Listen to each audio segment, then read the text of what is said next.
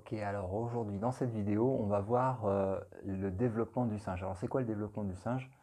Euh, on parle ici de développement personnel versus le dépouillement personnel. Donc, dans un cas, on va prendre un personnage de rêve qu'on va aider à changer pour en faire un personnage de rêve plus plus. C'est le développement du singe, développement personnel.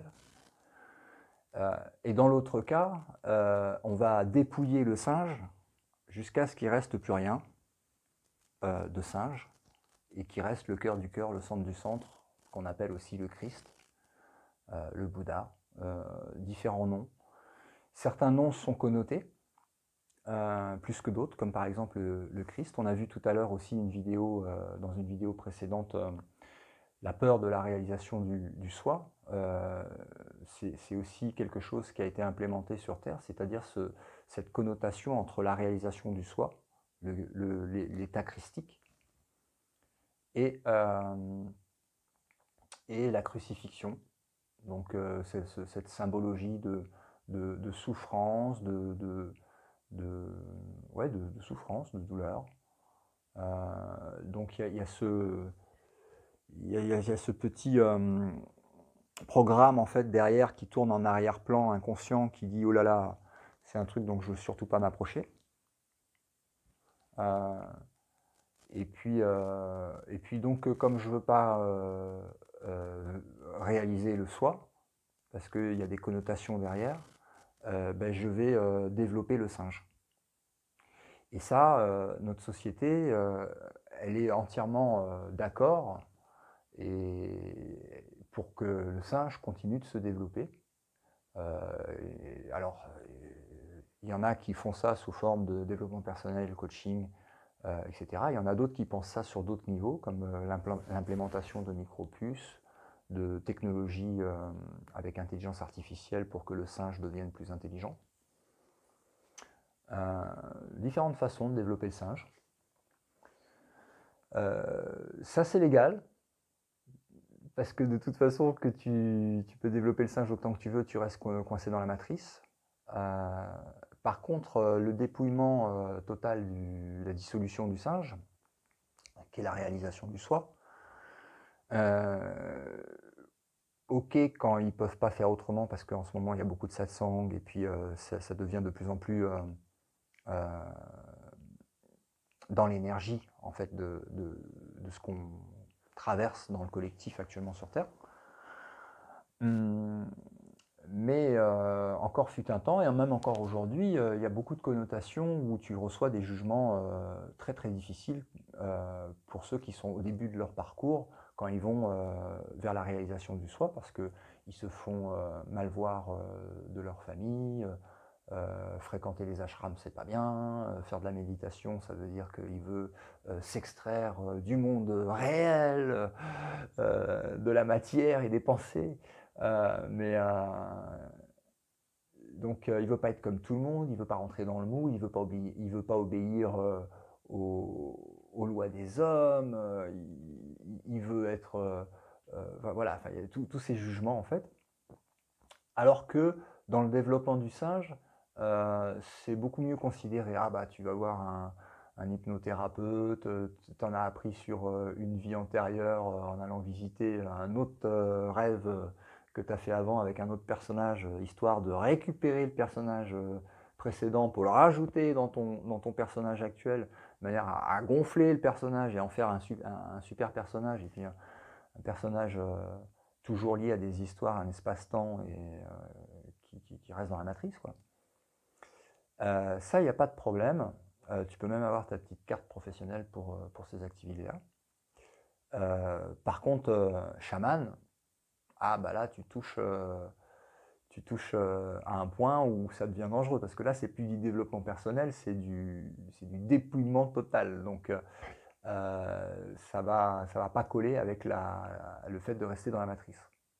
Donc ça, c'est interdit par la loi des hommes, des gardiens de la matrice.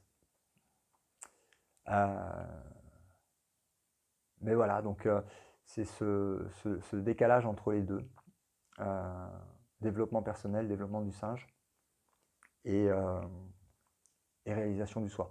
Ceci étant dit, quand vous regardez par exemple le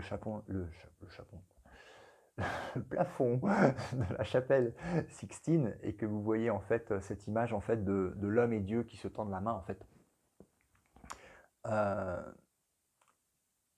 il est vrai que il y a un moment, il y a besoin de